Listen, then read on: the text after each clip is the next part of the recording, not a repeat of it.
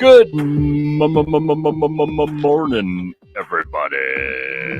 Here's Leigh-Ann Mole, here's Ryan in the studio, and me and you. How fantastic. What a way to start the week, right? Yes. Yes. Well, Ryan's sure of it. Leigh-Ann's not so sure. Yeah. I was meant to be in studio this morning, but ended up working until the wee hours. Oh, no. I was going to say, Leigh-Ann is meant to be here. Yeah, very, very grateful for an extra 30 minutes of Z's. But here I am. Well, as long as you know what you're doing. I mean, as long as you can I commandeer don't know yourself. what I'm doing. No, you don't know what you're doing. I was going to say, like, what a ridiculous thing. But you know where you are. At least you know you're at home at the moment, right? You know that. Yeah, I'm here, and it's not cocktail hour yet. That's all I know. No, definitely not. So, how was the weekend? What did you get up to? Anything fun? Weekend was good. I just have to say that I'm very sorry about the week that you guys have had in the past. I know that it's been a difficult time, and I just wanted to pass on my condolences for Thank you. Malema. And yeah, it's really tough. And I know you were speaking about him on our time together a week ago. Yeah. Yeah, it's just been on my mind the whole weekend. So yeah. Well, I had a little funeral for him yesterday, and it's all very difficult, but there's always a bit of closure when there's a funeral, you know. And I went to see the family. I'm not very good at funerals, and I don't think I would have been any use to anyone there. So I decided I'd do my farewells and say my say before then, and also just be with the family a little bit, which we did. Yeah. Which was cool.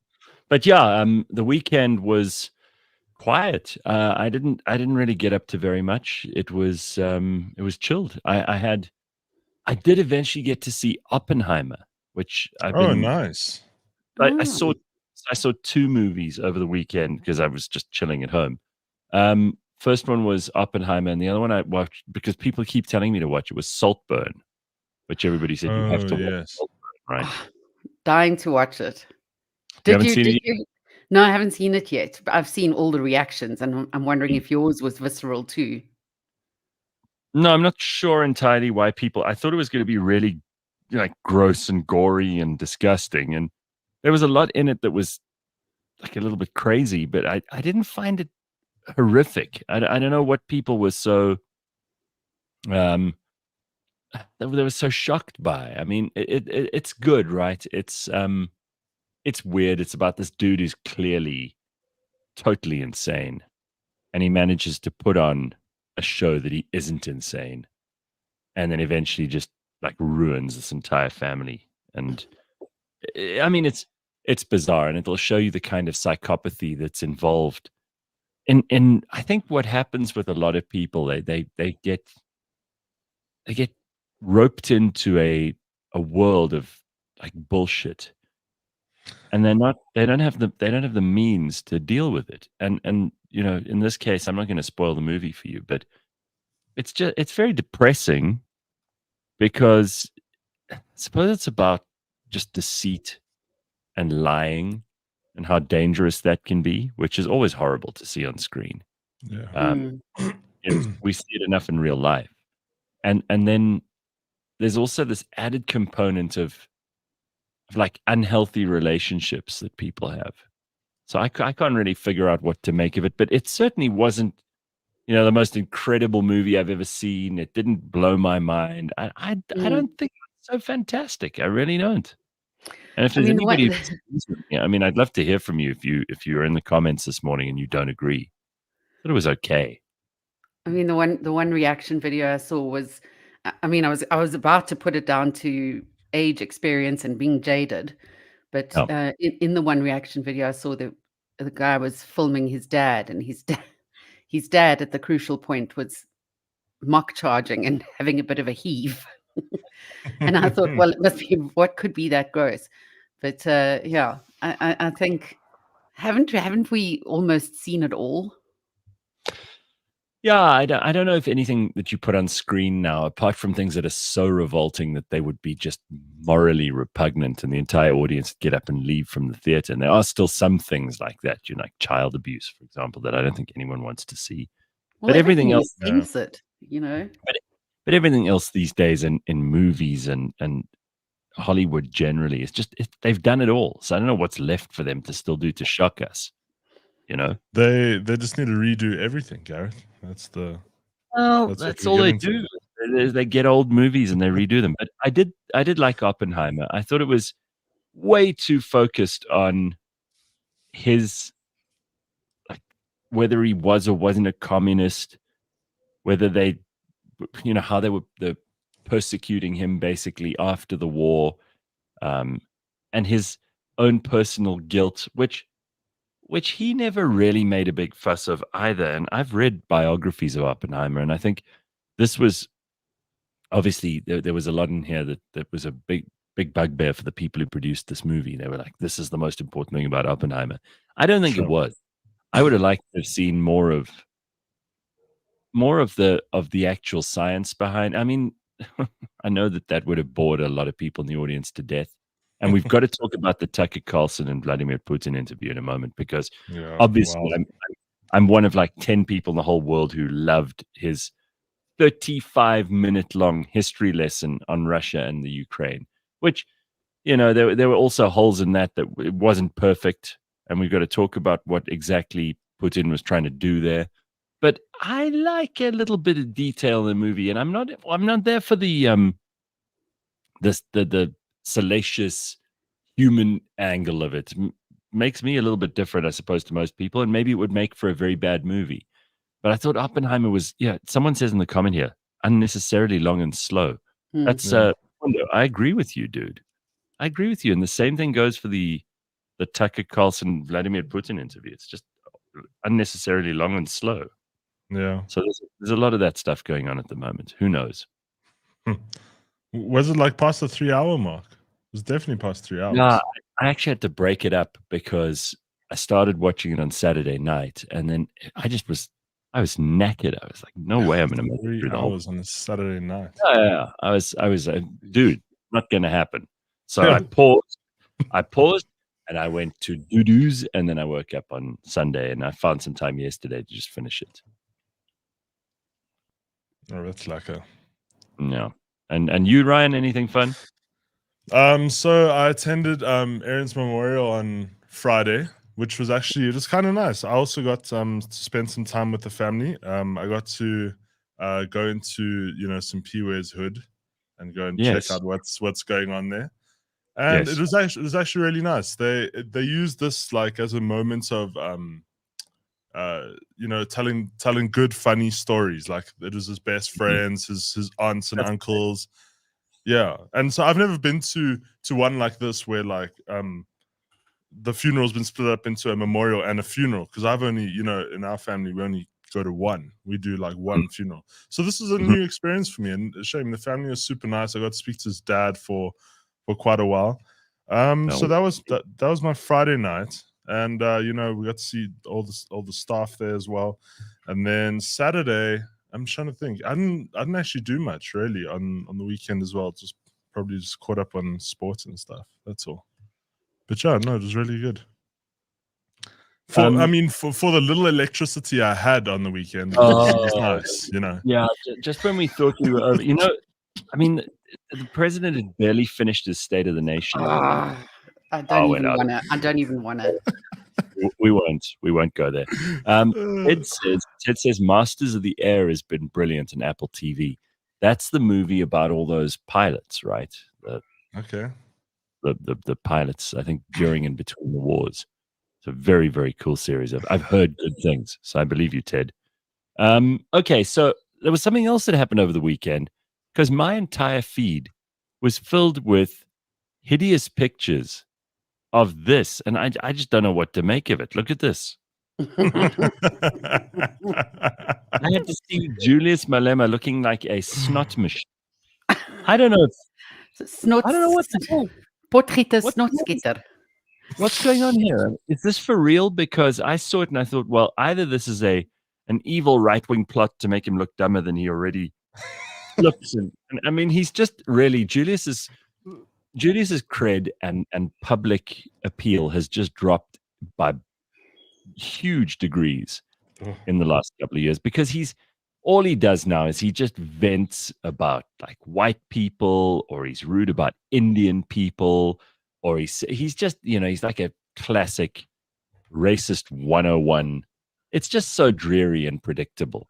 And I also think that his obsession with the land and the nationalizing of banks, I mean, besides all of that, what does he actually do? What's he there for except for his own power? And people can see through him. Yeah. And then when we do see him on camera, he's got snot coming out of his nose. Does anybody need to see this? Oh, well, I actually saved you by sending you the still, the not the static video. image, because I think there were about a good 4 minutes where there were goodies hanging out of his nose. 4 minutes. I mean, even children know to wipe their nose. I mean, for God's sake, what was he, raised by wolves? So he was in the rain and blamed it on the blame it on the rain. Yeah. Famously sung by lip syncing fake Milli artists. Vanilli, yes. But he was at his big do. I think it was in Durban. Yeah, KZN and Moses Mabhida. Yeah, lots of rain and other things raining, but everyone, well, I mean, a lot of people took to social media to say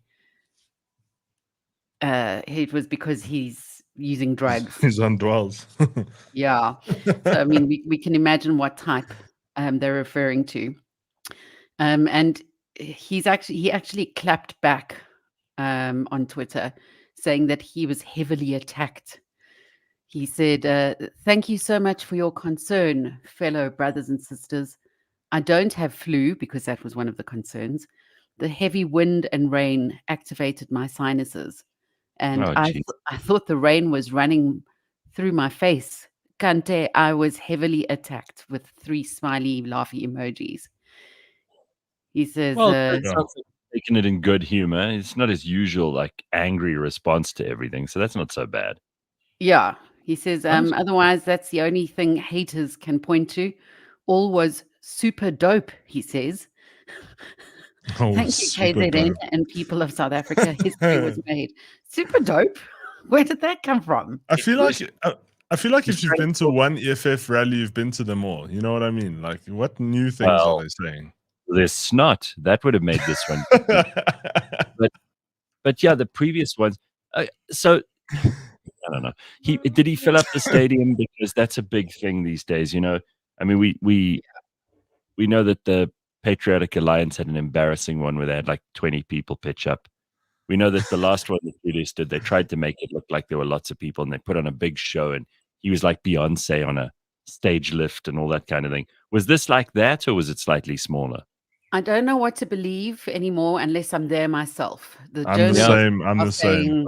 Journalists and reports are saying to a packed Moses Mabhida Stadium. So who knows? Yeah, I don't know. They did mention that it wasn't packed in the beginning, and then all the EFF members, like if you follow, like all the independent social media, they're all like, "We just need to correct the journalists of the country because we did fill up Moses Mabhida." But watch everybody follow suit now, because now everyone's coming to Moses Mabhida, and it's like, oh man, Also, these politicians, we know what they do to fill up a stadium, right? We know that what they do is they give people free lunch, they give them a T-shirt or a hat, they give them free transport there. So what does it prove? If the political party is dragging everybody there, what is it proving? It's proving zero. It proves that they've spent. It proves they've spent money. That's all. Yeah, exactly. I don't know. It looked like a boring affair to me. I would certainly lose my mind at a rally like that. Cheesy says, "It was full. I work across the road." I also like Boiled Prawn Shack's comment. Lol, super dope. Dude was rambling after a gram. Well, I mean, he's kind of using a lot of colloquial language in that tweet you read out. Mm. Almost sounds, and I kind of agree here with Kala, it's almost like his team is posting on his Yes. behalf, maybe a bit young. It's like they're using language he would never use. I've never heard him talk like that before, like try to Americanize things. He's never done that. No, never. He's not Thibaut Touch, Yeah. I see in the comments somebody's saying their manifesto is actually 260 pages. Is that true? If so, they're going to be burying Pumi in paperwork. Yes. She's going to be busy for weeks. Yeah. Well, I mean, for example, last Thursday and the Thursday before, we had political party leaders. So we'll be getting the rest of those on the Burning platform. It's going to be exciting because you've got to be able to hear what these people have to say for themselves. And I don't want to paraphrase them and have to read Pumi's the one who does the research, thank God, because yes, reading a manifesto is the most dreary, boring thing you could ever do. It's so boring. It also rhymes with empty promises. By the way, did you see that tweet from Fikile Mbalula on the weekend? What did he say? I've got it over here. He said that the whole stage 6 thing is it's sabotage for the ANC. Please. Oh, please. So here it is. He says, stage 6 load shedding, clear sabotage. Strong extra security measures are needed. Why are you saying this like you're an observer, like you're a member of the public? It's you guys. It's your party.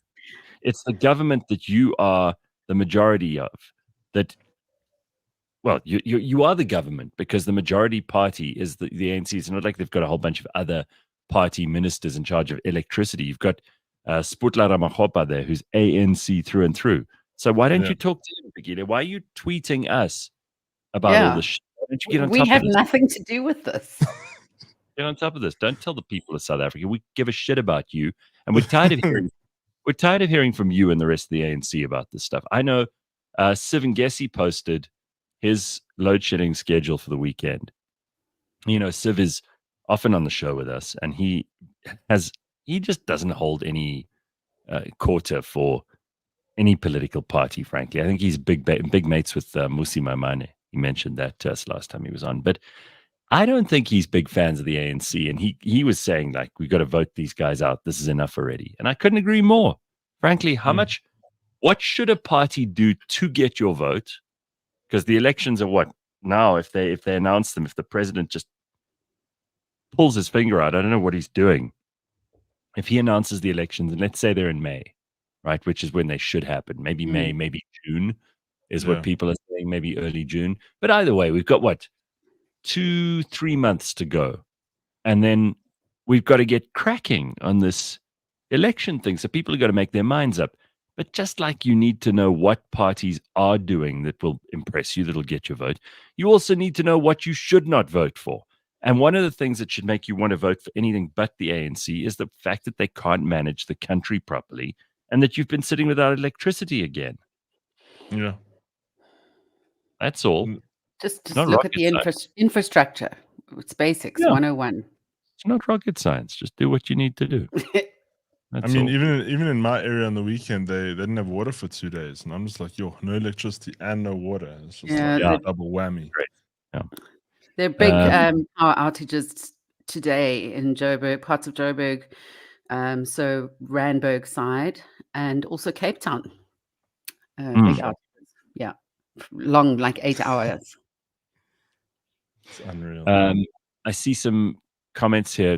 Carl says, I hate Cyril as much as the next guy, but he cannot announce the election date because he's waiting for a high court order and independence. Okay, well, I didn't know about that, Carl, so you're teaching us things. Thank you. If that's the case, well, then hopefully he gets his shit sorted out. All right. I see Fikile and Ramagopa should share memos. Fikile says sabotage. Rama says maintenance. Yeah, you see, they couldn't even get their story straight. I mean, you would think, but if this is the whole point, right? Is Fikile this is not a guy who has a strategy in mind. He just tweets stream of consciousness. So he wakes up in the morning. He's like, I need to talk to my people, my audience. He thinks he's a superstar of some kind. It's like, I need to talk to my audience. Let me just tweet something. He doesn't check with the Minister of energy and electricity. He doesn't check with the president. He doesn't check with the rest of the ANC. He's just talking straight out of his ass. Yeah, that And he wasn't also a has power. strategic, stylized tweet. That just he was shooting from the hip. Yeah. And as Ryan says, he has power. Yeah. But it's really bad when you can't even charge your phone, right? There are people who couldn't even do that yesterday and the day before. They had a whole announcement with Mr. Ramaphosa yesterday or on Saturday. And it was during the time when I had load shedding. Like, how can I watch it if you guys are like cutting our power? There was an American tourist. I think she was more than a tourist. She was here for business, and she did a video from her hotel. You could see she was in her hotel room, and she said, "Just so that you guys know, there's something that goes on here in South Africa. It's like power outages." And she held up a little piece of cardboard that she had in her room, which explained load shedding. And she said, that the power goes out willy-nilly when you don't expect it. And it goes out for a few seconds before it comes back on again. She says, and it just interrupts everything that you're doing. Well, it's like people in the comments are like, dude, you've got a generator at your hotel. Other people are out for hours. You want to laugh at her, but this is not how countries in the rest of the world do stuff. It's just us, dumb us, who have to put up with this crap, So it's not her. She may be uninformed about load shedding, but why should she know about load shedding? But still, the fact that she was shocked by 30 seconds of load shedding, and in the meanwhile, what's really going on? Hey, do you know what I did yesterday? I did such a fun thing, and it sent me down a massive rabbit hole. I went on Property 24. Ooh. You ever done that? Oh, yes. Oh, yeah. You go on there. I'll tell you what. You get to see what people are selling, what kind of houses there are out. I mean, if you just so what I did is I first of all went and searched all of Johannesburg, Pretoria, Cape Town, even Durban on there, and then I ranked by price, so I could see the most expensive houses in each city. Ooh, let me tell you, that must have been a big rabbit hole. Cape Town is another story. There are some properties that are like POA. You have to ask for the price because it's so fucking high. These prices are so high. And I'll tell you what, some of these houses have like 20 bedrooms. That's 20 insane. bedrooms. I mean, there are palaces built by kings in the 1600s that don't have 20 bedrooms in them. It's insane. I was looking at the opposite end of the scale in Cape Town. In Cape Town for a student, right? Mm-hmm. Somewhere like Stellies, looking for a place to rent. There's no place to rent. Apparently everything is taken up. Really? So the next step is to look at buying, if you're lucky enough to be able to do so. And it turns out hardly anyone is, because thank you for my super forging paths. Apparently, not apparently, it's a fact, because I saw it on Property 24 as well. For a tiny studio apartment where you have to climb a ladder to get into your bed, which is above the kitchen, you're talking 3 to 4 million rand to buy. Jesus. Wow. I mean, WTF. Wow. I don't know how they can justify that. I don't know how that's justifiable. It's crazy, right? My whole thing is, I mean, you talking about 20 bedrooms. Like, for me, locking up at night is already a pain in the ass. You have to close all the doors and windows. Now imagine you have a 20-bedroom house that you have to like do the rounds on, lock the gates and everything like that. Like, it's insane. Well, no, I think you probably have a lot of people working for you, and that's also the sort of house that they don't have load shedding because they've either got massive generators and solar and battery backup, and they've got their own borehole, so they don't think about water. Solar windmills, like Once you get past the, like, 10 million rand house category, then everything is kind of totally off the grid. You don't need anything. You I don't don't need know. anything. I feel like 10 million in Cape Town is just like it's like the splash. It's not really. It's not anything No, luxurious. It's like just by no, the no, no. sea. I'm not saying that that's the top of the I'm just saying once you get past 10, I think in order to sell a house that's over 10 million rand, Oh, right. you need to have those things because no one will buy it if it isn't completely off the grid at 10 million. 10 million rand is huge. And also, by the way, if you look at these houses, like I know that people take these estate agents now, they take hundreds of pictures and you get to see every room from every angle. Some of them have these almost 3D views in them, which is, I mean, it's fascinating that you can basically walk into people's houses thanks to Yeah. this property foresight. But what's phenomenal about it, and Tracy says she photographs these houses, so I mean, she would know exactly what I'm talking about. It's wild to think that this is how people live because you see how shit their furniture is, and you see how ugly their houses are. I mean, the number of people who have things like silver curtains or Mm. or tiled floors in every room. Ugh. I mean, it's just so cold and forbidding, and these massive windows, for example, and these hideous light fittings. I wonder. I know that there's no amount of money that can buy you any class or breeding or sophistication. Like Mm. you could be super super wealthy and still have no idea of what kind of thing to do with a house that's got 10 bedrooms and let alone 20. I see Champagne some money and beer taste. Yeah, that's right. I see so many of these people, you can just tell that they are the first people, um, in their family to have money, and they just Mm. don't know what to do with all the space. It's like they've got this enormous room with, like, 10 windows on either side of the room. It's like the Palace of Versailles Hall of Mirrors, but then it's got these hideous floor tiles, Mm. an ugly light fitting that looks like a fucking bird's nest, and then they've got 3 ugly brown leather sofas and a Brown. table and a brown Brown leather leather. sofa and a chrome and glass table in the middle with nothing on it. And you can stand at one end of the room, like, you can hear the echo to the other side of the room because there's just nothing in the room. There's nothing to absorb the sound. There's nothing to warm it up. There's nothing to make it look like anyone's ever lived there. It's kind of like maybe the explanation is, and I haven't been in enough of these show houses to know, maybe the explanation is that the people aren't actually living there. They bought the property as an investment property, maybe, and they've just bought some stuff just to fill the space. They haven't really thought about it. They don't live there. Yeah. But I do get the impression that this is how some people live. Oh, 100%. It's also the same mentality where you've got a car that's more expensive than your house. And I saw a lot of that in Australia. While driving to the Wolof Park, which is Wolof Wolof wildlife park. And driving through this area where people were basically living in caravans, but they had BMWs. Hmm. It's just a case of priorities. And again, you just can't buy taste. Yeah.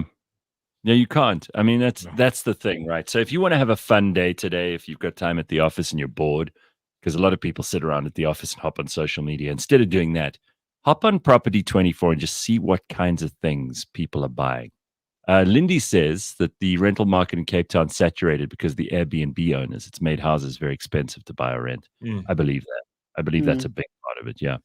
Badly run B&Bs. Because it's Joy in Africa says the kitchens are from 1993. Yeah, Yeah. that's also. You That's- see, like bathrooms and kitchens. Mm.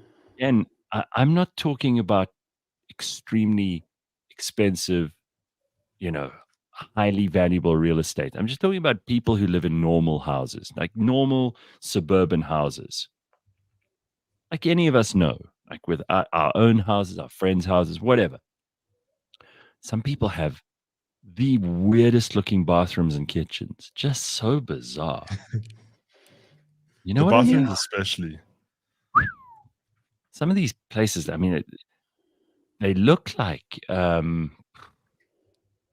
were designed by the people who put together the Star Trek show, you know? Yeah.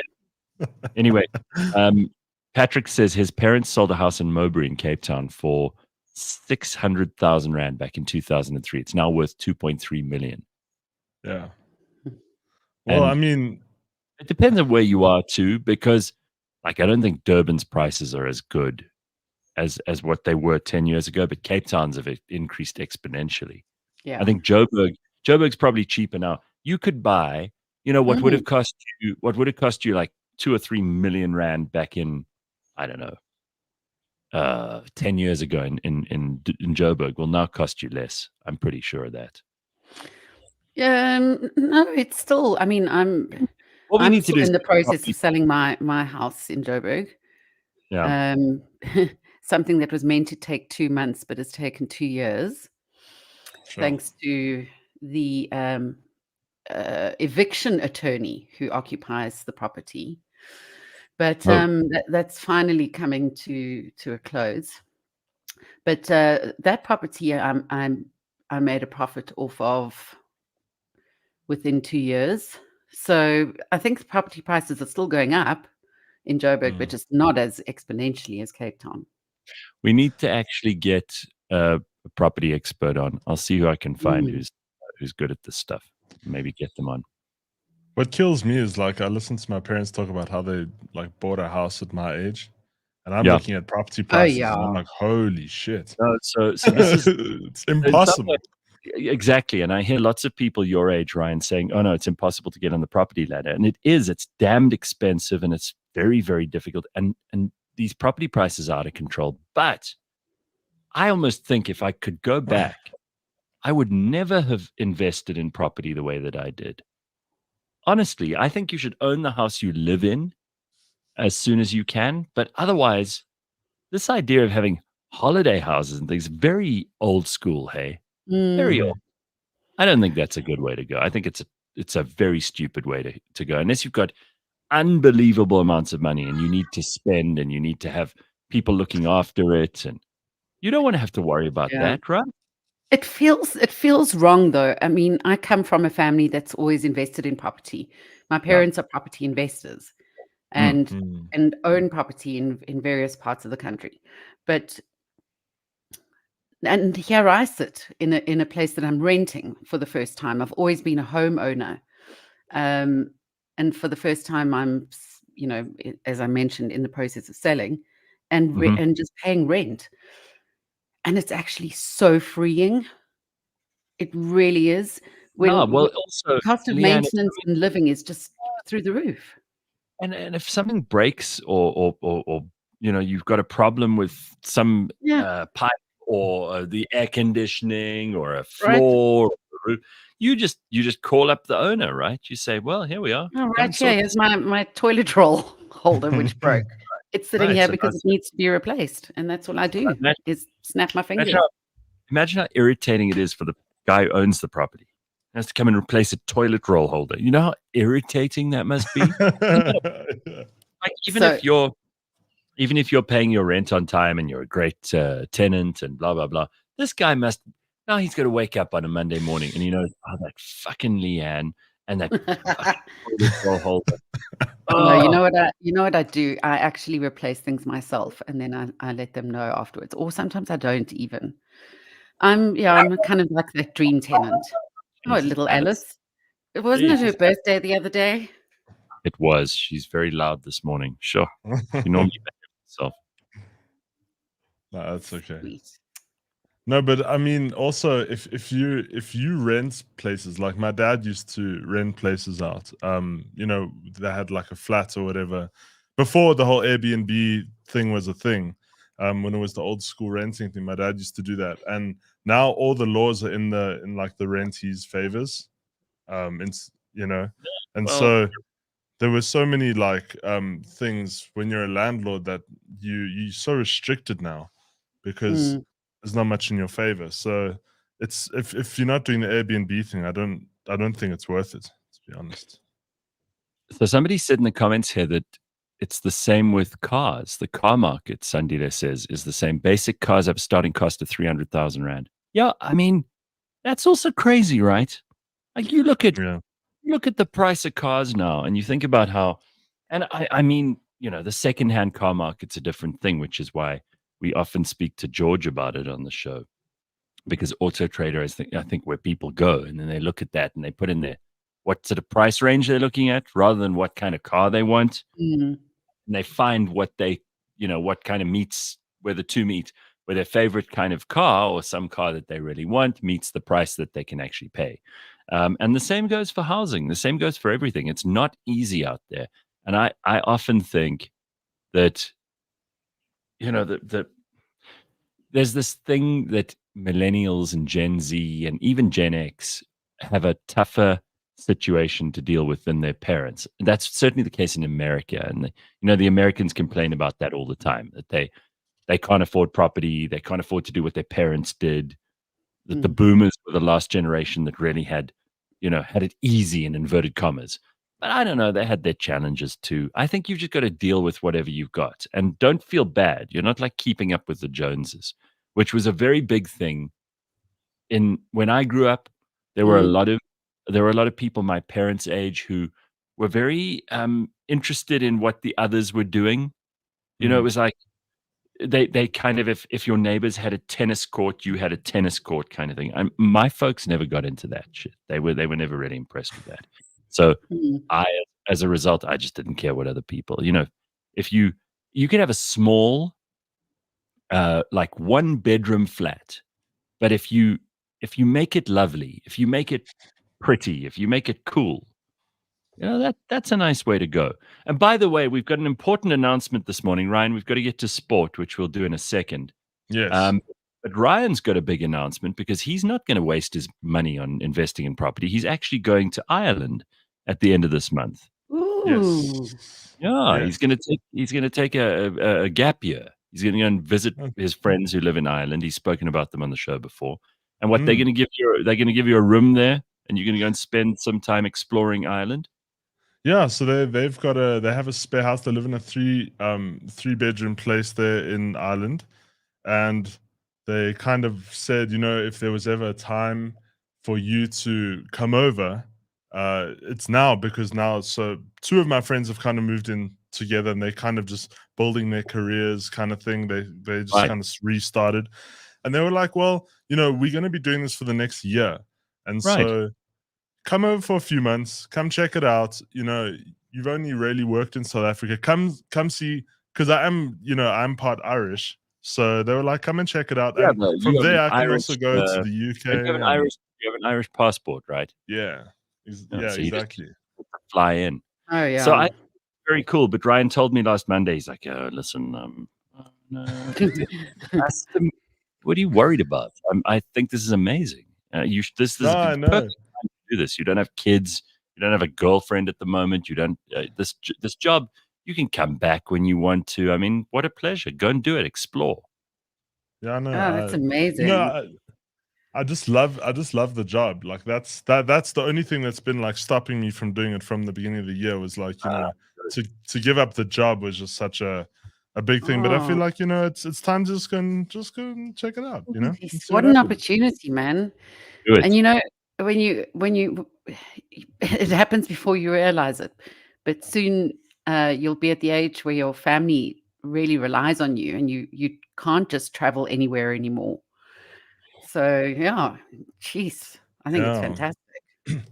No, and it's nice. They're kind of letting me stay there rent free for a few months till I can get on my feet, and I can go and travel to the UK as well, and go and see some friends that I have there. So yeah, it's going to be what part of Ireland? So they by Limerick side, but I've also got family that stay in Dublin. So I'm going to kind of go visit my family, but then just go and stay with them. The only thing I have to warn you about is that the Irish are very heavy drinkers.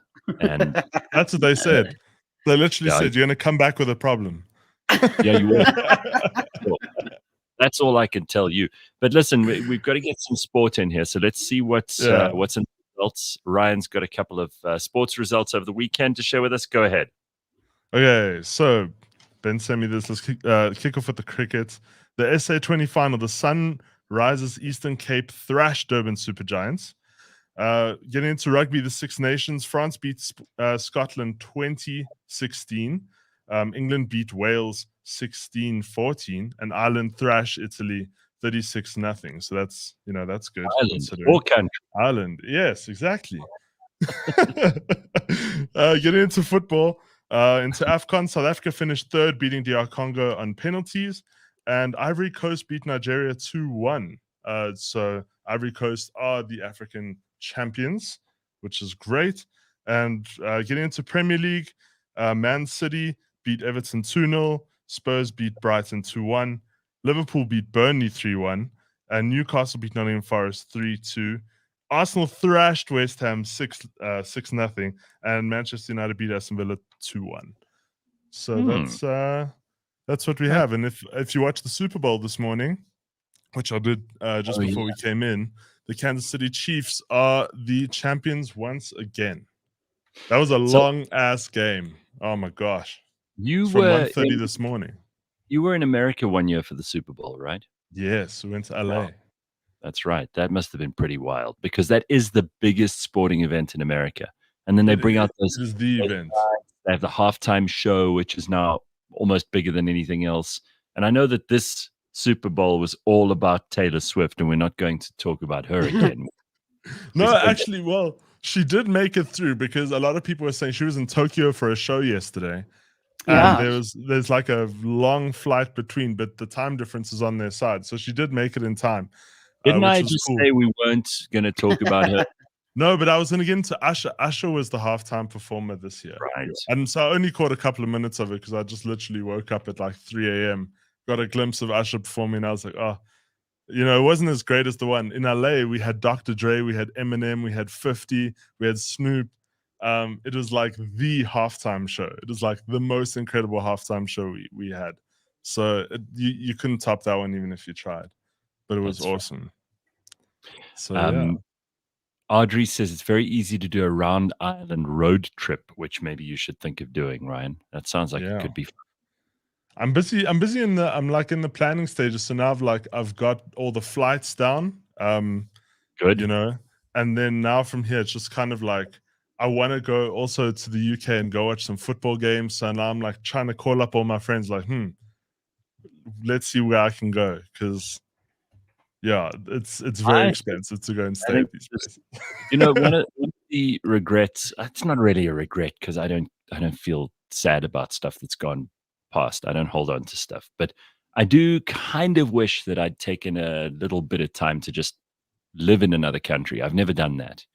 So I feel like there's a bit of experience that could have entered the fray that didn't, because I didn't stay anywhere else. After school or after university or whatever. But then my parents never said to me, here, have some money, go and do this. And they also didn't say no, I mean, never. Then they also said to me, don't fuck around. Like after school, go straight to university. Yeah, that was the way then. Yeah. No, but it's also it's also a bit of a difficult. I mean, I did that. I went straight to university straight after. But I the reason I'm doing it is just to see in terms of career, like where I can see if I can get something there. Because, I saw a heartbreaking clip on TikTok actually of this lady who's probably my age, maybe a bit younger, who just completed her LLB, but has to work at a call center just because there's no employment in that sector at all in this country.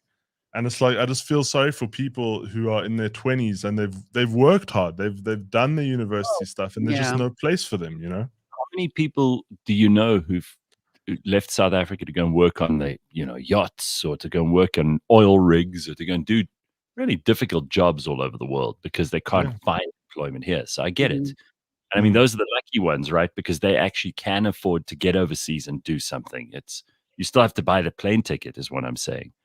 For some people, they're stuck here. They can't afford to get over there, and they want to work, but they just can't find anything. Or have passport issues as well. I mean, South Africa's passport thing, you need a visa to basically go everywhere. Right. Some place you can go, but okay, it's time for Dr. Hanan. So this is where we get to talk to our live-in psychologist once a week. He's our shrink. He puts us on the couch and helps us to figure out our problems once a week. And we have a serious issue because we actually experienced this just last week. We lost a beloved colleague, Khomolemo, in a car accident. And I thought it would be useful to just ask Dr. Hanan how you deal with grief and trauma at work, because Mm. it's some people really struggle with this stuff, and I understand it. It must be extremely hard for people who've lost someone who's close to them, who maybe their colleagues don't even know. But when you lose someone who you actually work with, then I think everybody in the office feels the same about it. And people deal with that in different ways. So we're a close team. We're small, and we keep it all together, and we all kind of go through whatever we go through together. We have the support of each other. But in a much bigger, more corporate environment, I know there are policies, but how do people deal with this stuff? So let's get to Dr. Hanan and ask him. Hey, Doc. Hey, guys. How you doing? Good. Good. Maybe you can help us to make our way through this complicated scenario, Doc, because it is difficult when you're in a big corporation. They have policies around how much time you're allowed to take off to grieve. They expect you to be back at work. They also expect you to just get over things in a very short space of time. And you've helped us understand the grief process. Last week, I think we spoke a little bit about that.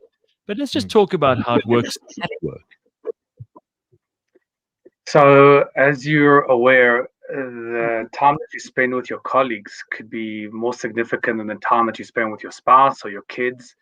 And many people have deeper, more meaningful relationships with their colleagues than they do with their own family members.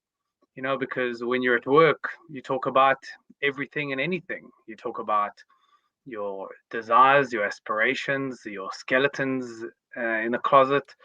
You talk about your family issues. Your colleagues might know things that are intimate to you that your spouse doesn't even know. So the relationship is way more entrenched and sometimes more significant than any other relationship that you have. And loss is incredibly difficult, especially when you lose somebody that represents and takes so much away from your life.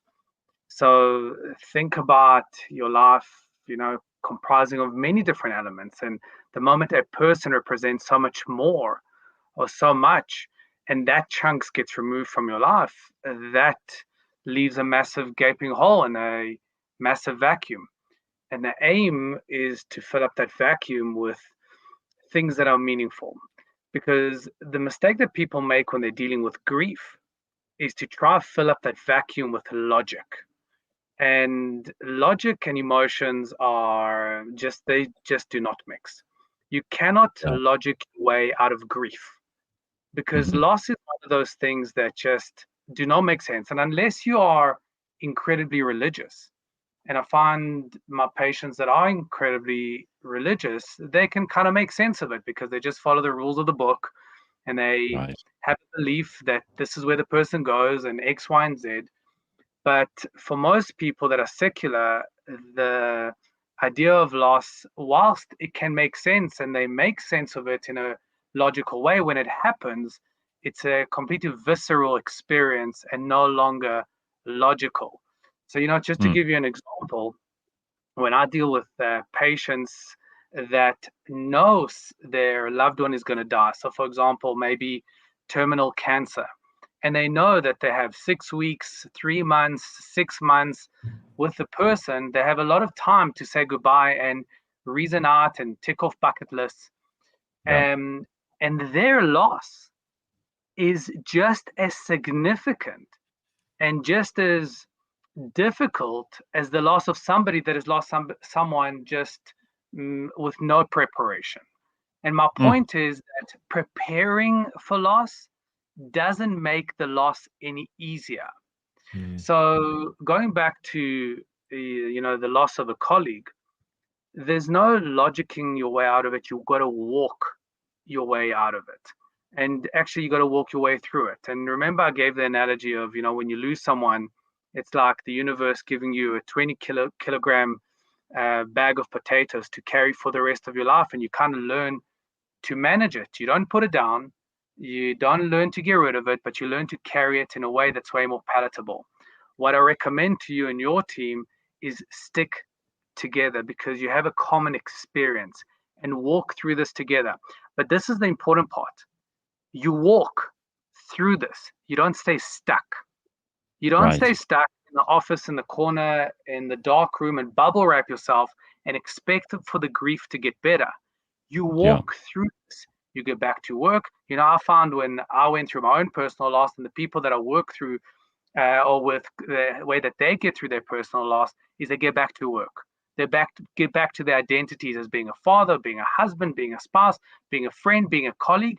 Just keep on moving forward, because again, the way you're going to make sense of it is not by standing still, but moving forward. And then when you look back at it, you realize that you're learning to manage this bag of potatoes in a much better way. Well, Ryan, I mean, it's been harder for some people than it is for others, because people deal with grief in different ways. And Doc, maybe you can help us understand, how to extend sympathy and be a support to each other without making that person feel like they can't get out of the cycle that they're in, because there are going to be some who are affected worse than others. And some people are better at dealing with grief than other people. As you said, religion might play a part. Sometimes people think, well, if it's someone old, you can get over it quicker. If it's someone young, it's much harder. What do you make of that? So I always suggest that you give people what they need. You don't give people what you think they need. So offer the kind of support that they ask you for. Don't, turn to somebody and go, you must be going through a difficult time.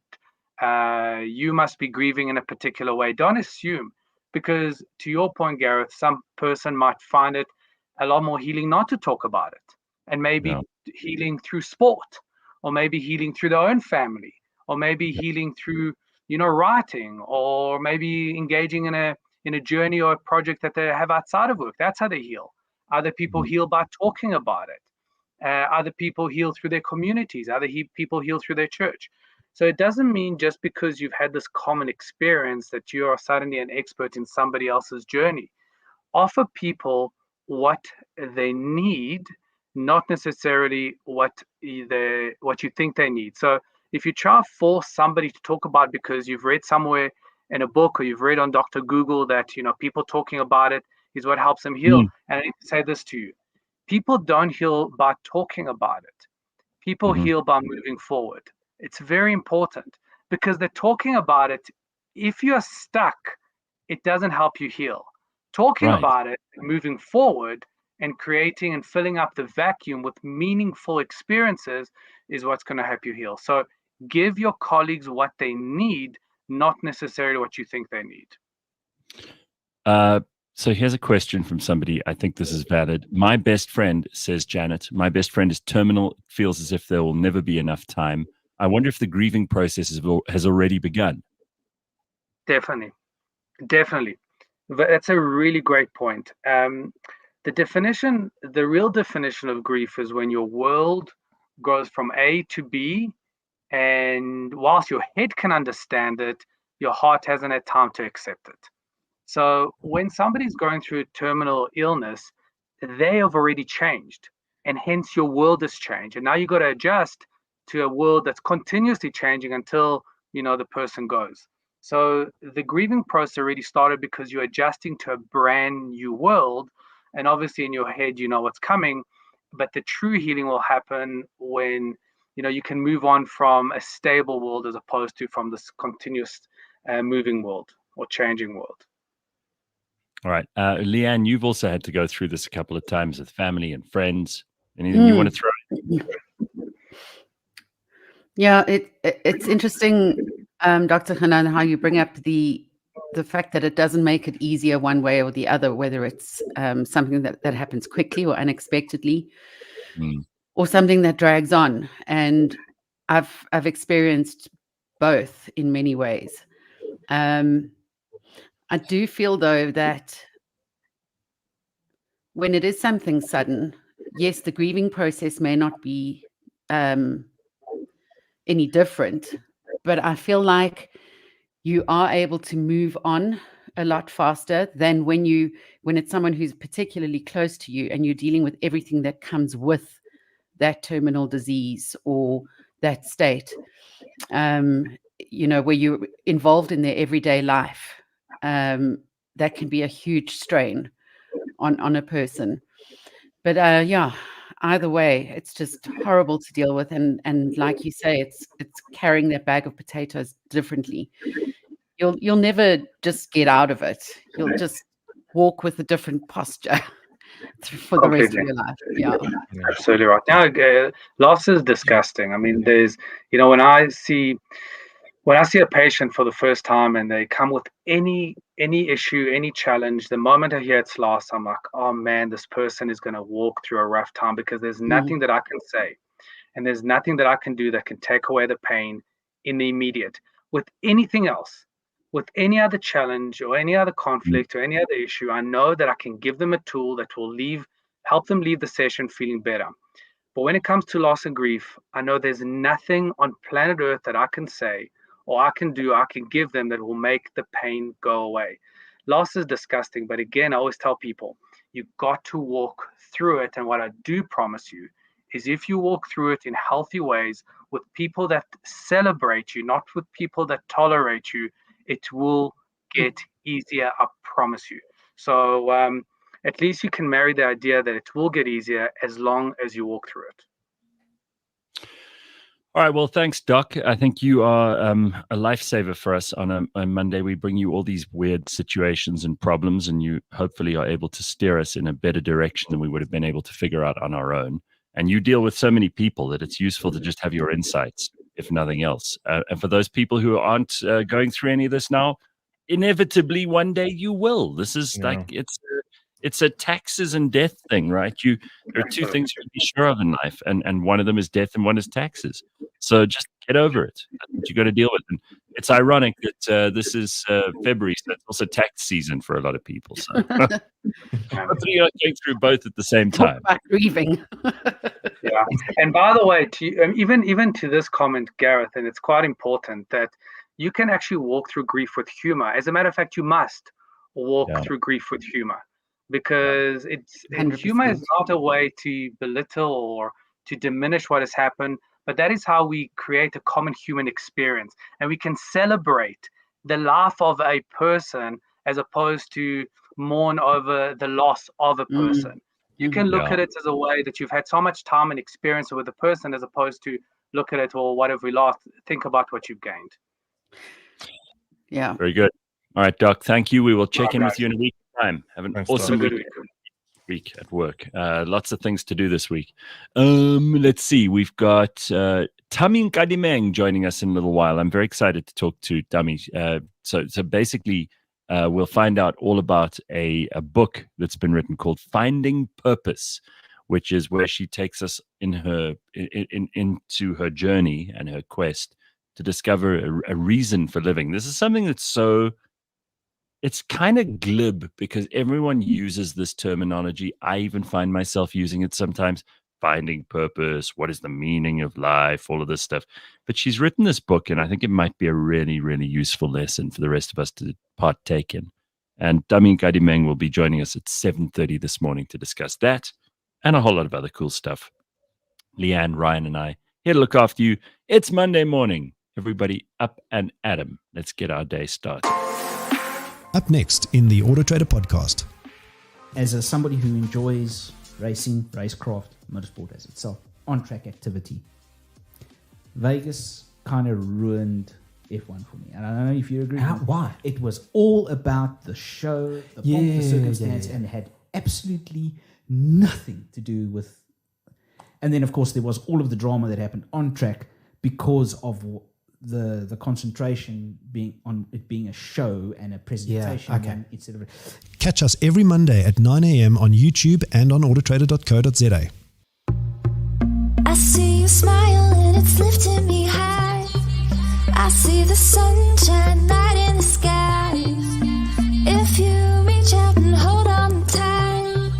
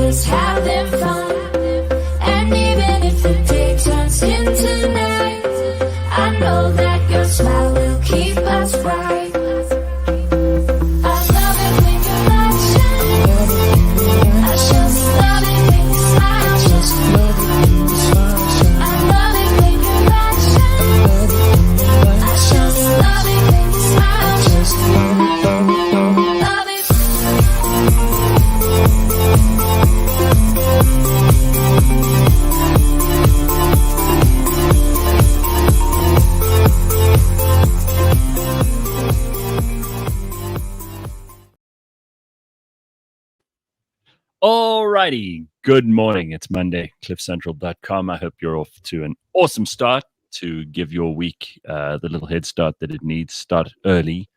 That's one of the things that we like doing on this show. We wake up extra early so we can get there before everyone else. I sometimes hate it because I think, why the hell are we up so early and everybody else? But then I think about it, and there are people who catch like 4 or 5 different taxis. They wake up at like 3 a.m. There are people who go to gym before they even start their day. Lots of people who have a very early beginning to their week. But if you start, you're still starting ahead of the crowd. Yeah.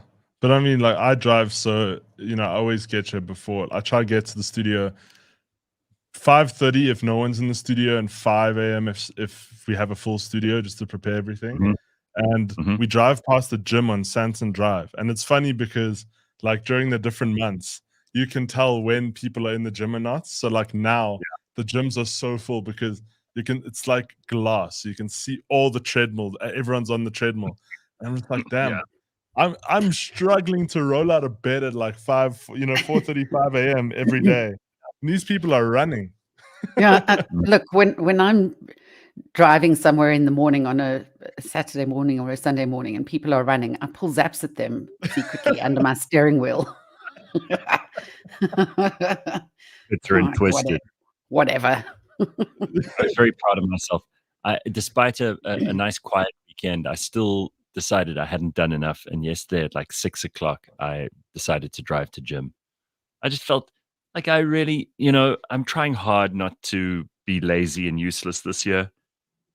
Yeah. And I've got so much stuff going on. I'm very lucky. I'm very excited about the opportunities that 2024 is putting in front of me. And I don't want to be one of those people who wastes them by being a slob. So I'm putting extra pressure on. I do love it.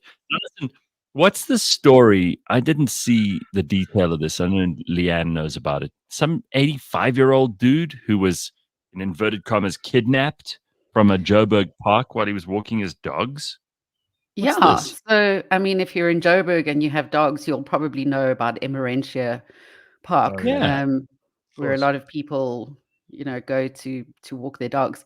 And this guy was allegedly kidnapped. And the reason why we say allegedly is because there's no proof, but was walking his dogs at the Johannesburg Botanical Gardens on Friday morning. He does so routinely at 10 o'clock in the morning, and has literally disappeared. 85 years old, a former businessman. So, when you hear businessman, you think there might be something connected to that, but apparently hasn't been a businessman for very long. But he was allegedly snatched by 3 men and shoved into what looked like a white panel van. And apparently the vehicle's registration has already been confirmed as cloned. So there are just all these unanswered questions at the moment. The family can't understand why there would be any motive. There isn't any clear motive. Nothing's coming to light. He hasn't worked for many, many years, so they don't think it's related to his work. Doesn't he have a bit of money? Doesn't he have a bit of money? Maybe, but I mean, don't we all have money compared to a lot of South Africa, which is in poverty? Yeah.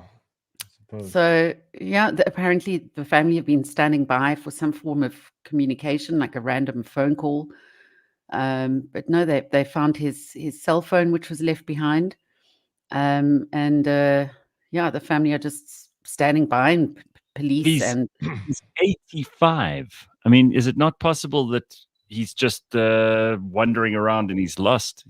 Joe Biden, if you threw him into a park now, he wouldn't know where the hell to go. Well, I think that's also one of the reasons why journalists, and this is an article from the Sowetan, have put kidnapped in inverted commas. I mean, right? Who knows? And the police don't comment. Apparently, I didn't know this, in cases of kidnapping, because they don't want to put the life of the victim in danger. So we don't know anything. So if you see someone who doesn't belong in the area or something, it's just scary, because it's something that a lot of us do, take our dogs for a walk. Yeah, but also Emmarentia is not really known to be the safest of areas. That's the other problem with Emmarentia. Is Emmarentia dangerous? I mean, Well, I don't think so. I've never thought of it that way, especially not botanical gardens, 10 o'clock in the morning. well, yeah, maybe not at that time, but it's definitely like my cousin used to stay around that area, not in Emmarentia. He kind of stayed in. maybe you and your family made it dangerous. Like it wasn't dangerous before that. It was dangerous when you visited.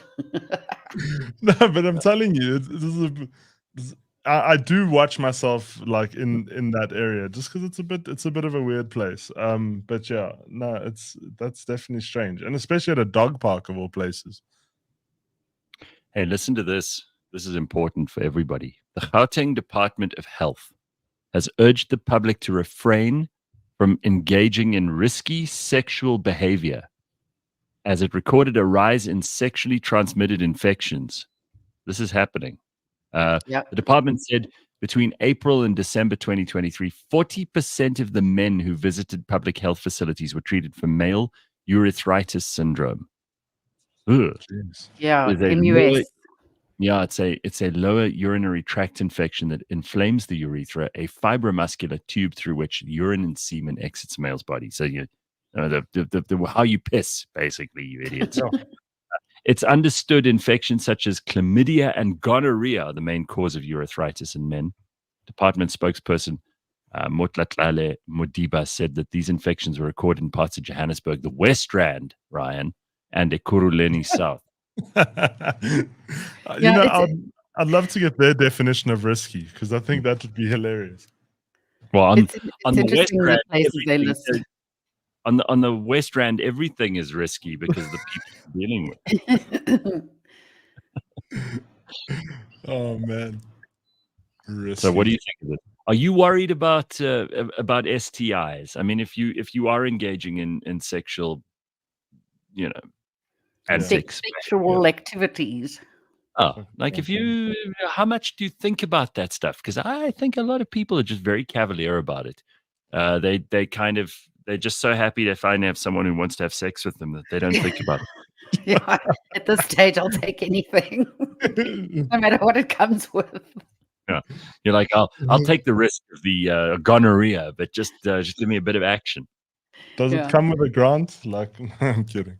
But yeah, no, it's not something that I like. Just drilled into us in school, and I don't know. Like, I went to a Christian school growing up, so I don't know like how much they focus on it right now in different curriculums in public schools or other schools. But I mean, it was drilled into us pretty hard back then. What did they tell you? We didn't talk about it much. I mean, it was kind of left to the parents, and even that. I mean, my mom gave me a book to read. It had actual photos of teenage girls and boys in it at different stages of puberty. Actual photographs. Wow. We had drawings, and they would tease one or two of the guys in my class. He kept on going back to page 57. Yeah. We didn't have actual photos though. I think it's spoken about a lot more openly at schools now.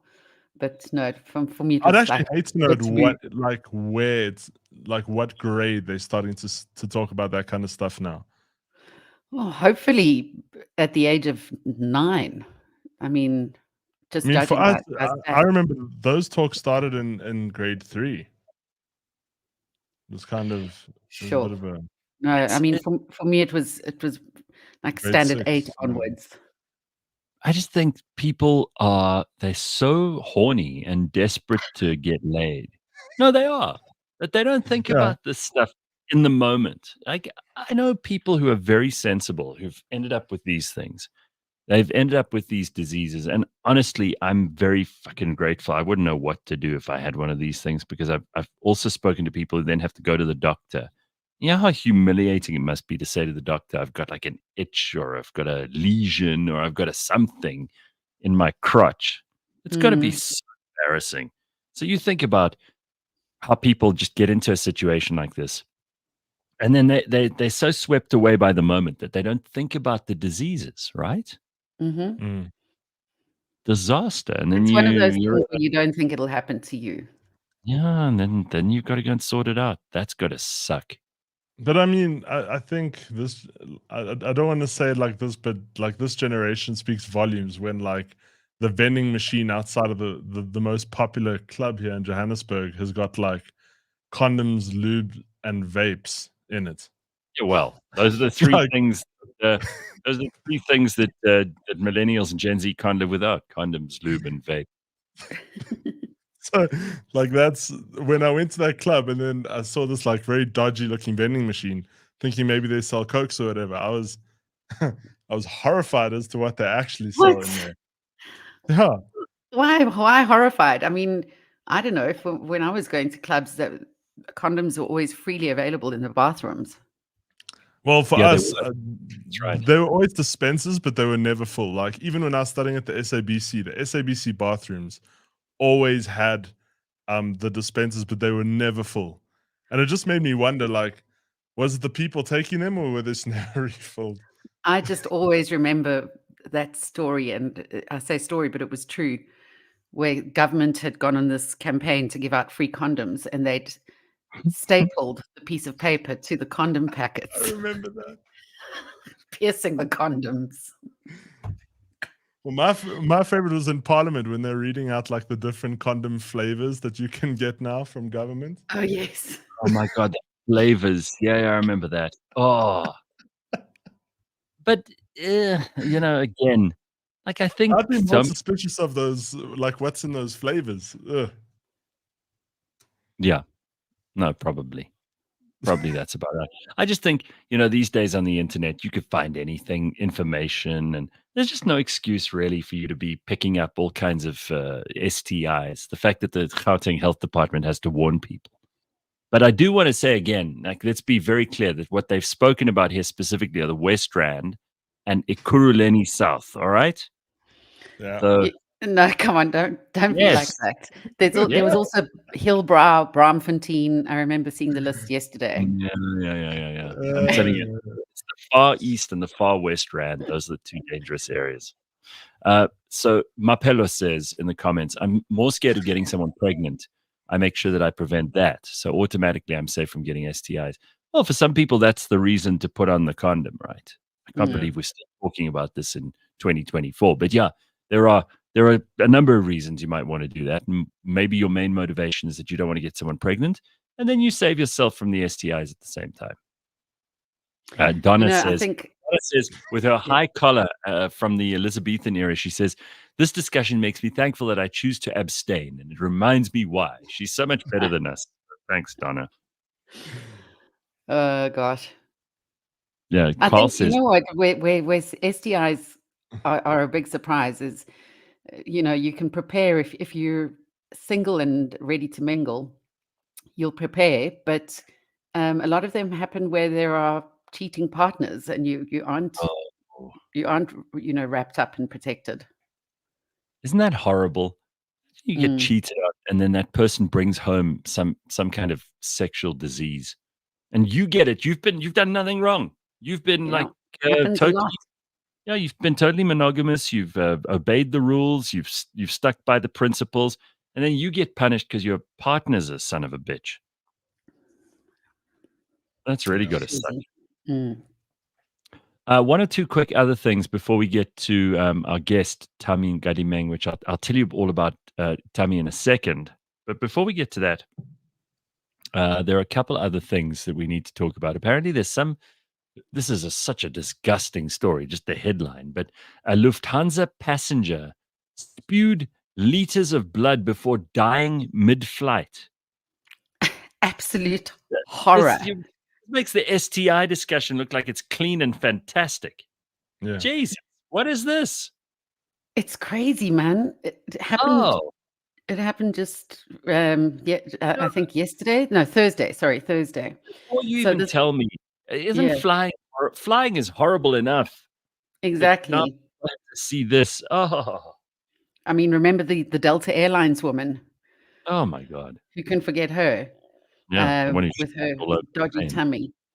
But yes, this was a Lufthansa flight which took off from Thailand and made its way to Germany. Mid-flight, and if you think about mid-flight between Thailand and Germany is quite a way. This passenger, 63-year-old German man, apparently had cold sweats and he was breathing rapidly. They called for a doctor who did come up, when they call for a doctor on the plane. And there was also a nursing specialist on board. And she's the one who's telling the story, Karen Misfelder. And apparently the doctor said, he's safe to fly. He is visibly ill. I don't know what's wrong with him, but he's safe to fly. So they gave him a little bit of chamomile tea. Next minute, he just began spewing literally liters of blood, which apparently splattered the cabin. Everyone was screaming in absolute horror. And mid-flight, this plane had to turn around because those are the rules and return to Bangkok. This man then passed away on the flight and they had to drag his body into the galley. Really terrible. This is a flight I don't want to be a part of now. Like, this is something you don't really want to wake up to. I knew it. I hate planes. I really hate planes. This just makes me want to travel even less. The chances are minimal, but still. I know, but it's so disgusting that liters of blood. Oh my God. Can you make any kind of experience worse? Just when you think about how small those seats are and how shitty it is to be on this tube full of people coughing and farting and spluttering in the bathroom's right there, and they're going to take shits in the bathroom, which is shoes off, throwing distance from you. They got their shoes off with their manky feet all over the place. They're wiping snot on the fucking chair underneath them. These gross people all around you, and then some old dude decides to spew up blood, and I would look up to the heavens, and I would say, just crash this place. Take me now. This can't get worse.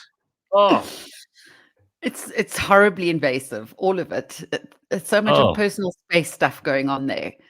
But also, how sick do you have to be to end up doing that and dying that way? If that was stirring in my guts, I wouldn't have got onto the plane. Shouldn't they just open a trap door and the guy just goes through and that's the end of it? No, apparently they put you in the bathroom. I had a friend who was an air steward, and he said he had that'll stop people from going to the bathroom on the flight. Knowing what's being stored in there. Yes, because have you ever sat by a bathroom like on a long flight? It is actually the most irritating thing. I think, like on all the places to sit in a plane, by the bathroom is the worst because it's just constantly being used. And when you hear that sound of that, as it like sucks all the stuff out of the toilet, it's and it doesn't matter how quiet you think you are, everyone can hear that especially if they're near the bathroom. But the worst for me are these people who, I saw a woman. I'm sure I mentioned this on the show the other day. On one of those flights back from Cape Town, I saw a woman. She'd been sitting down. The plane had just taken off. So in other words, she could have gone for a pee in the airport building. She could have thought about this before. Literally, we're still at 45 degrees, right? We're climbing. They haven't even switched off the cabin, like the sit down and buckle up light. This woman is busy hiking because it's like she's got a rope and crampons on her feet, and she's hiking up the fucking cabin at 45 degrees. She's going up like this to get to the bathroom because she now suddenly needs to pee. I mean, you don't know that she might. Talking about crampons, it might have been a crampon issue that she needed to sort out. The cabin crew are like, "Ma'am, we're still strapped in. Sit down. What are you doing?" "No, I need to go to the loo. I need to get to the toilet. It's very, very urgent." "Well, why didn't you pee before you got on the plane, you moron?"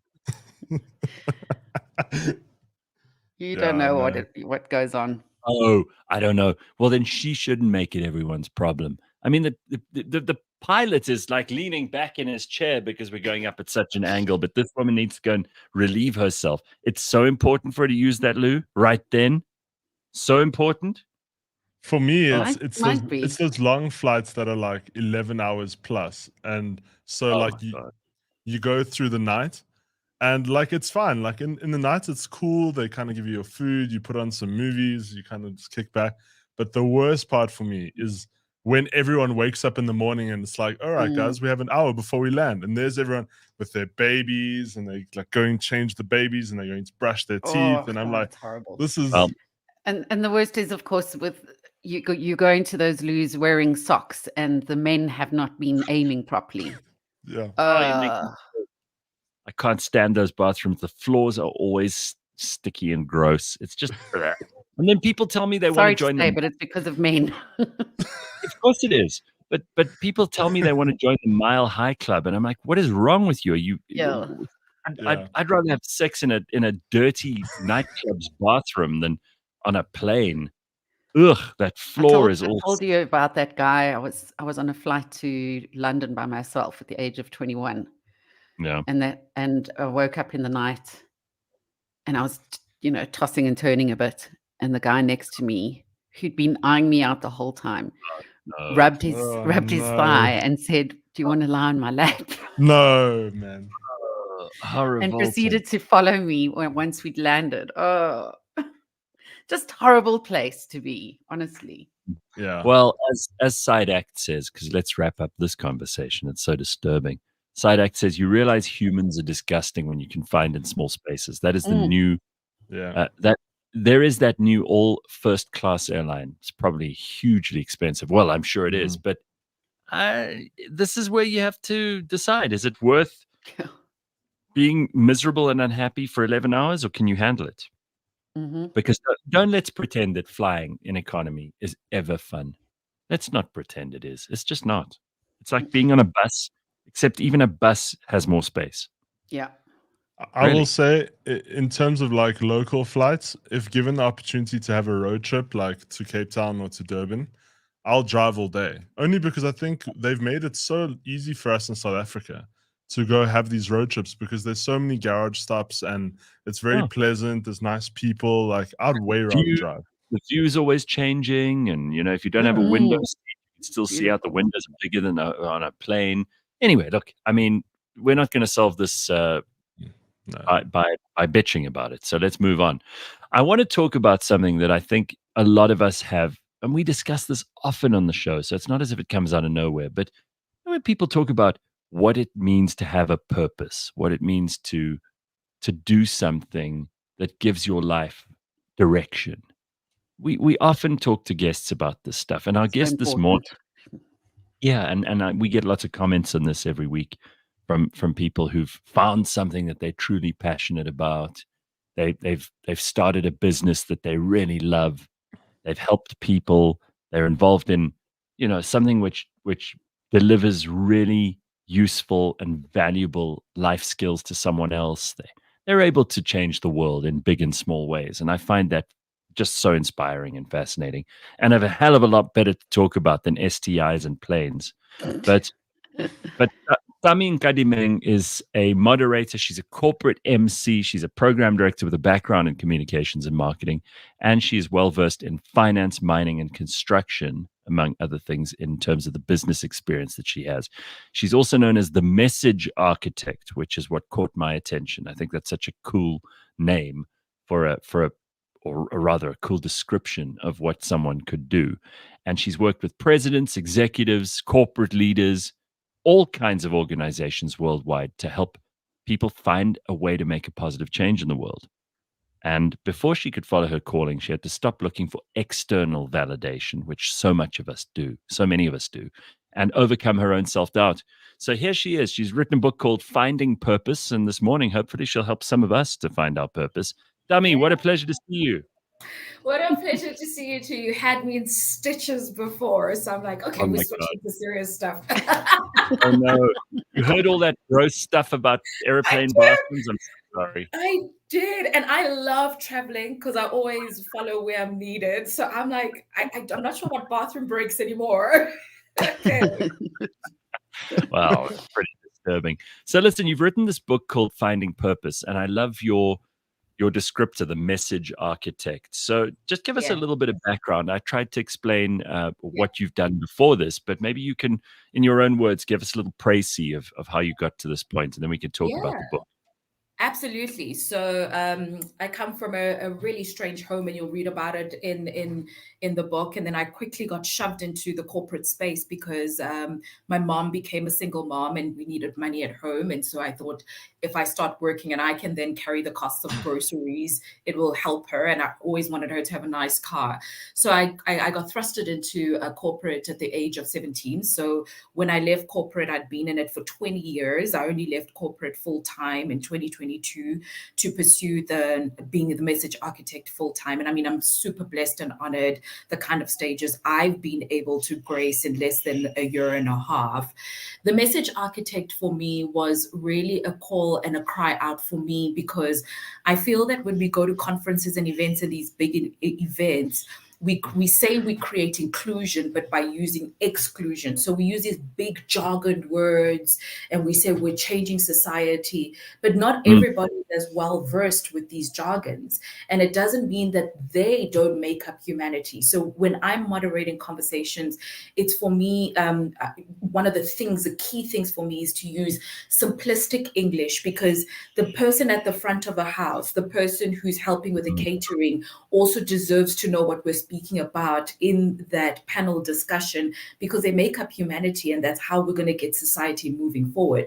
A lot of times society does not move forward only because they don't understand, not because they don't have the capability to also help move forward.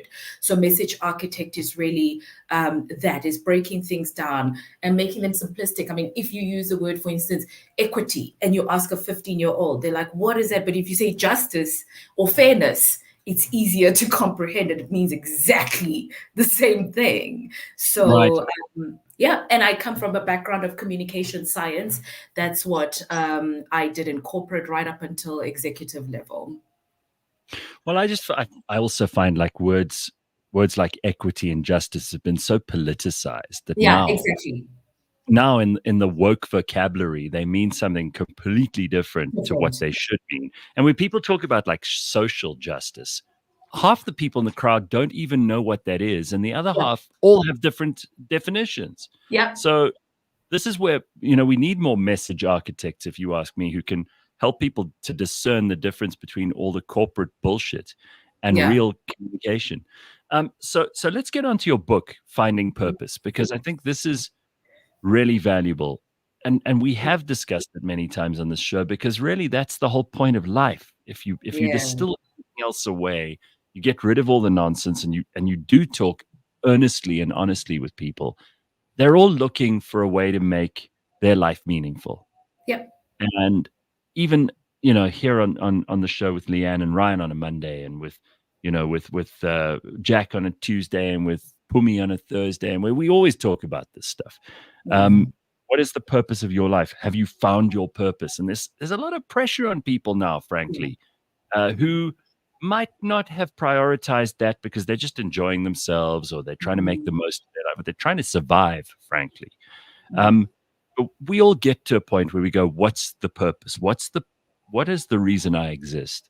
And it's damn difficult to figure out what to do from there, because even if you can identify it, and identifying it is half the battle, what do you do then? Tell us about the book and how you come to these answers. So I was quite cheeky in naming it Finding Purpose, purely because I don't think you find purpose where? Under a rock. Where? Where do you look for it? Tell us, where do we buy it? And we'll go and buy it. And so I was quite cheeky in saying that. And it's because I'm the message architect, I use the play on words. And then as you read the book, you realize that I speak about how purpose is inherent. Our subconscious kind of knows what we're meant to be doing, but because we're so young, at a young age, and because we're outward goal driven, Sometimes we get lost along the way by disappointments. I actually have a TEDx talk. So the book was really a build up from my TEDx talk, where I let people know that I used to use my mom's underarm roll-on in a very abusive home. And that was my escape in front of a mirror. Busy saying, ladies and gentlemen, my name is Thami, pretending that I was, in front of crowds. And I mean, here we are, Bob's your uncle.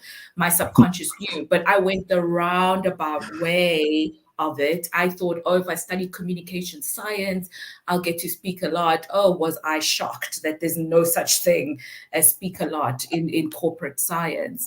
So I really think purpose is something we're all born with.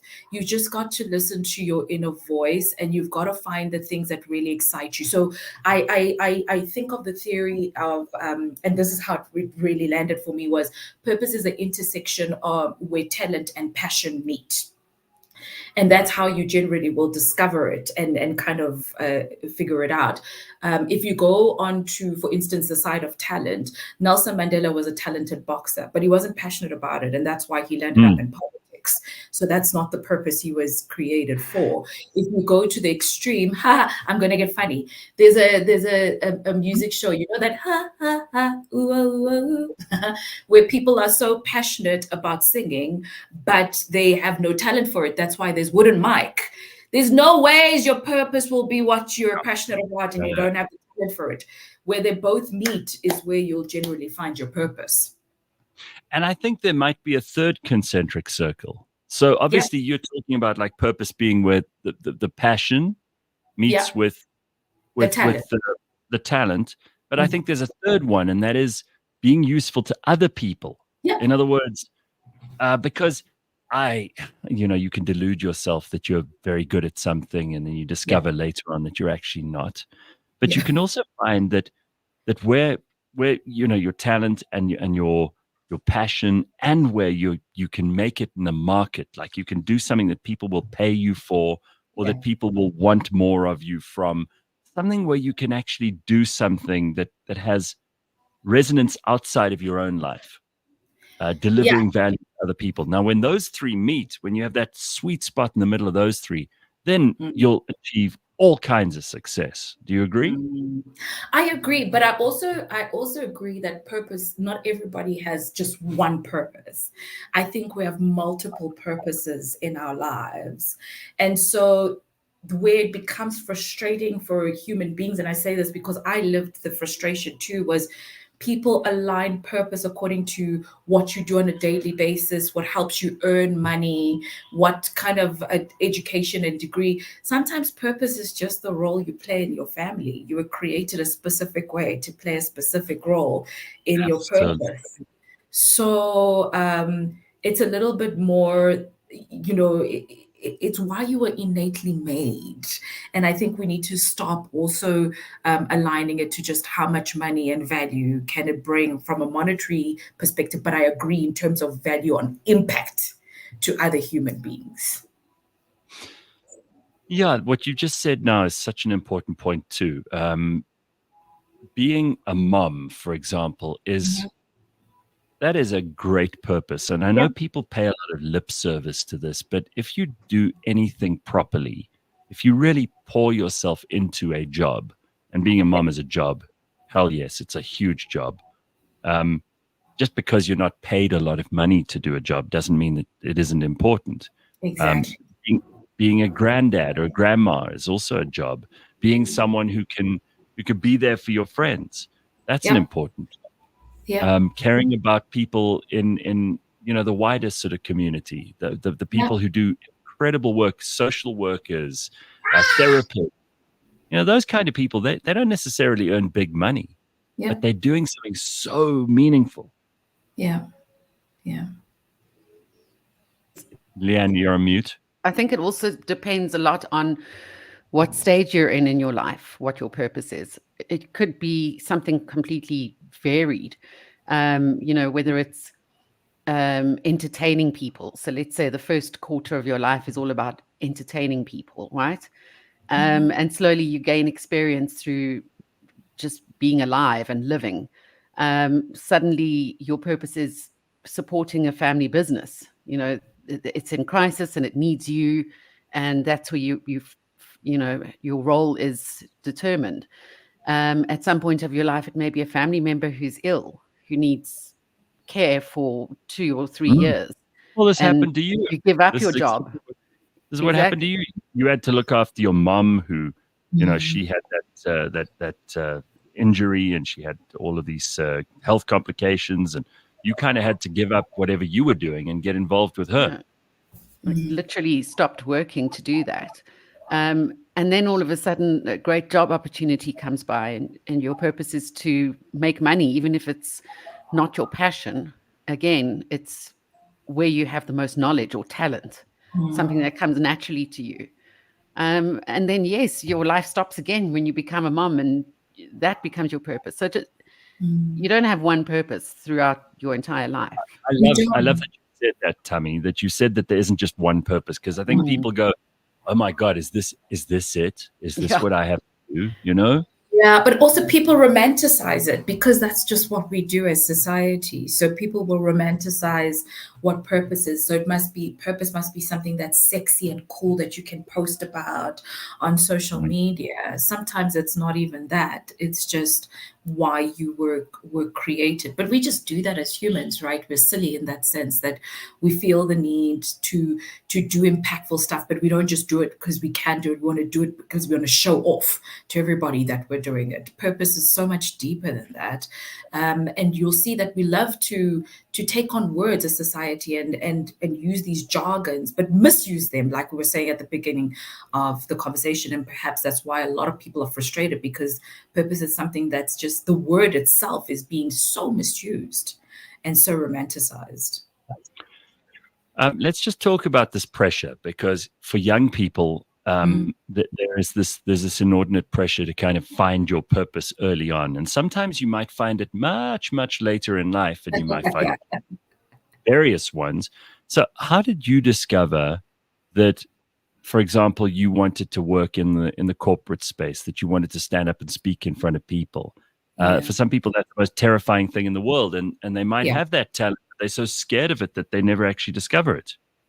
Yeah, I didn't find it out. Like I said, it just naturally happened to me as a little kid. I always used to act out for people that would visit. And so it wasn't a forced, I'm going to go and find it. How I started taking it seriously and making it of impact and using it for the world. I was on maternity leave. I'd just given birth to my second baby, and it had been a long time between my first. So my first is 15, my second is 5, 10-year gap.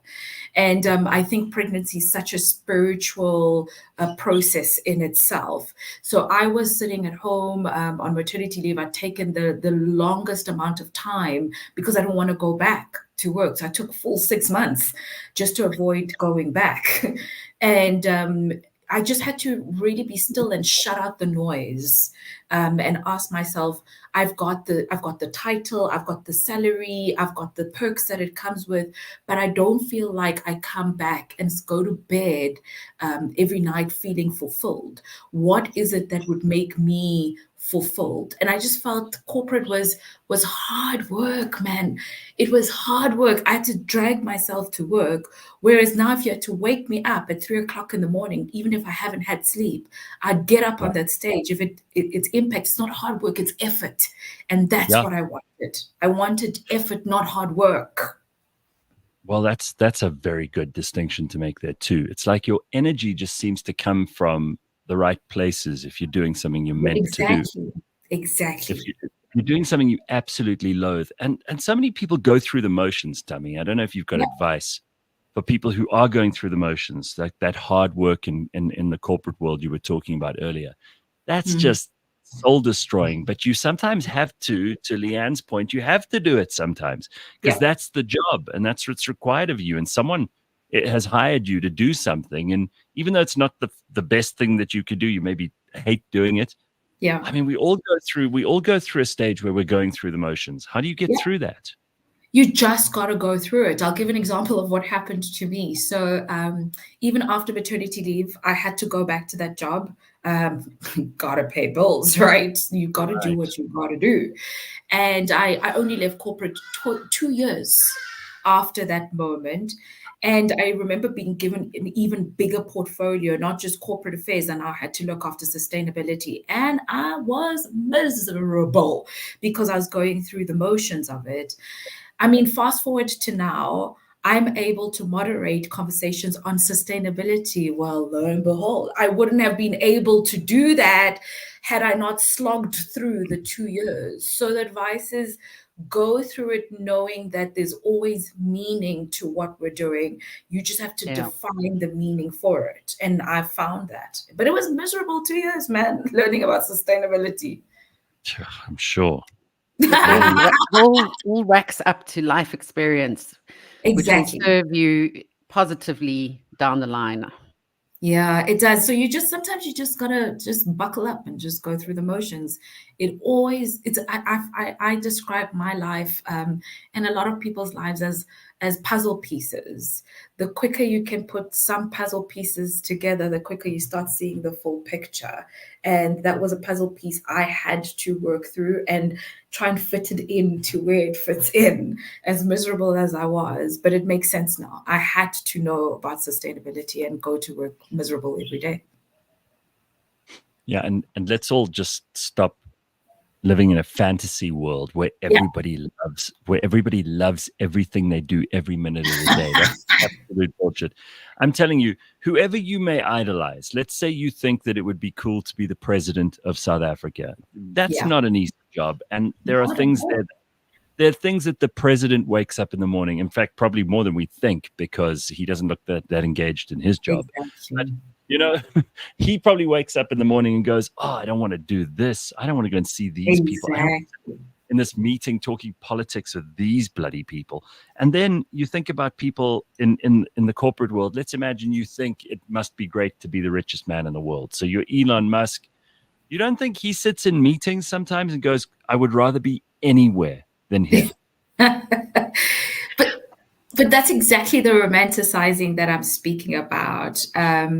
So yes, my book tells you about the purpose I found of being a message architect, which is in itself, you know, being on stages. I almost said grace stages, and I thought that sounds a little arrogant. I don't know if I'm the stage, yeah. So being on stage and moderating, and it's made me have to jump into the industry of just people behind microphones. And I just realized, because it's so romanticized, a lot of people want to get in the space without even understanding what it entails, without even the skill set.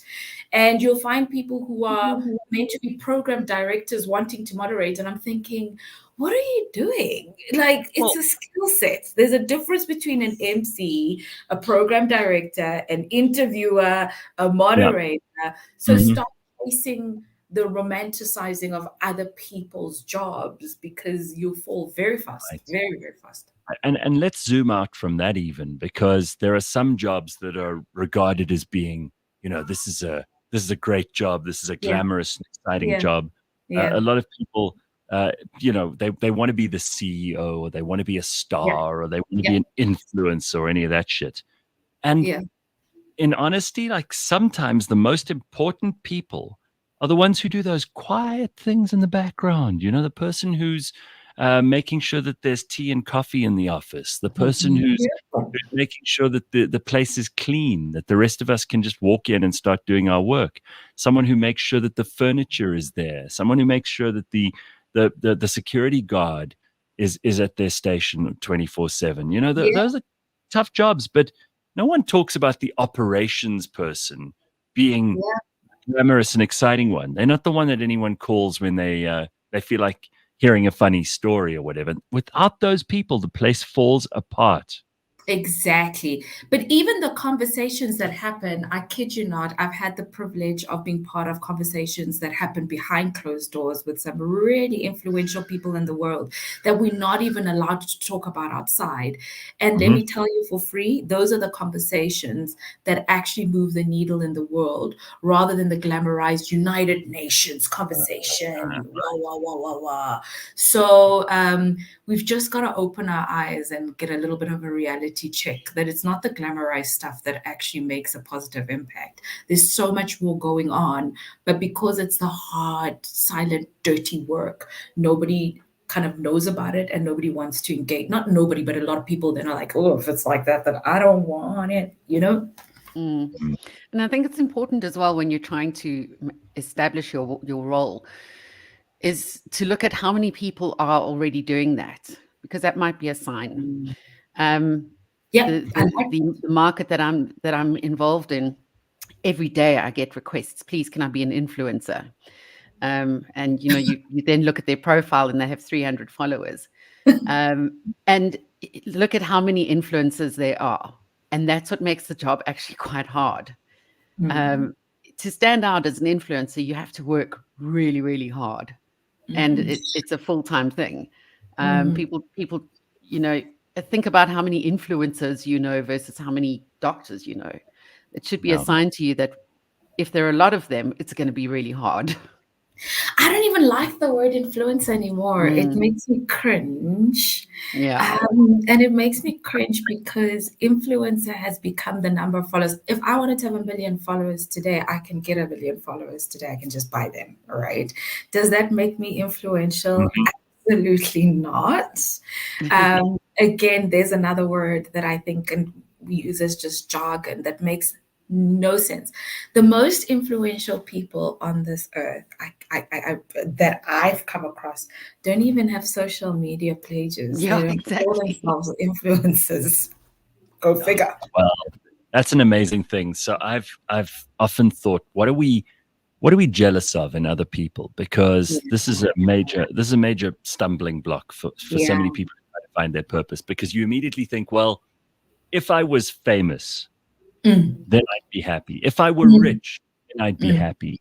If I had the most beautiful girlfriend or boyfriend, I'd be happy. If I had, if I was thin, or if I was a fitness fanatic. Right. Come on, yeah.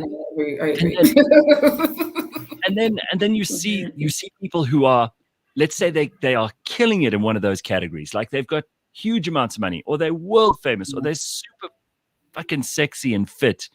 And then you talk to them a little bit, and the thing that they want is maybe something you've got. Yeah, it's exactly like that. And they don't want what they've got; they want what you've got. It's bizarre. It's exactly like that. So even if you look at the everyday life, I mean, I'm going to go just by skin color. Here we are as Africans wearing weaves that are straight because our hair is curly, and others are wanting curly hair. Some are sitting in the sun to tan to go brown. Others are skin whitening. And you're like, what is going on this earth? Yeah. Well, trying to get a juicy, licious butt when you don't have one. That's it. And some are using Ozempic. Yeah. This keeps coming up. I mean, it's bizarre that we're all chasing stuff that we don't have, and then those people whose stuff we're chasing, they don't want that. They want what you got. It's just bizarre. Yeah, it's like humans are so stupid. And it's, I totally agree. I think we're really stupid. But I think one of the things that for me also helped me settle in my calling, and I think a purpose is a calling too, was I had to become comfortable in my skin. And only when I was comfortable in my skin, do I have desires? Absolutely. But I had to learn that I've got to work with what I've got.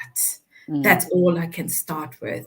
And it became so much easier to say, okay, if I'm working with what I've got, what impact can I make, to and for the world? So it's important that if you're going to start wanting to discover your purpose, you can't do it from a shortfall perspective. You can't do it from a perspective of lack of, oh, well, I don't have this. Oh, you'll be chasing your tail for a very long time. And can we also just say at this point that if you have not found your purpose yet, if you're one of those people who's still confused as to what your life is all going to, don't stress, because it'll come. Like, eventually you'll get there. It may happen when you're 20, it may happen when you're 30, it may happen when you're 40. Most likely it'll happen much, much later on. Yeah, but also you're already living out your purpose. The very fact that you work on earth and the stuff that you do on a daily basis, you just may have not defined it as your purpose, but I don't think people just exist. I mean, you all play a role every given day. Look, you may not be the most important person in the world, and your purpose may not be to change the world in massive ways. But the fact that you're alive, as I've discussed many times on the show, the fact that you're alive is a consequence of so many very, very tiny, tiny possibilities, all coalescing over thousands and thousands of years. I mean, you should be grateful that you exist. In fact, your purpose might just be to be here. That's enough for some. I love saying that word. That's it. Nazo. All right. Well, I love it. Tell us about your book, where we can get it, and maybe people want to check this out, because I think it might help a lot of people to find their way.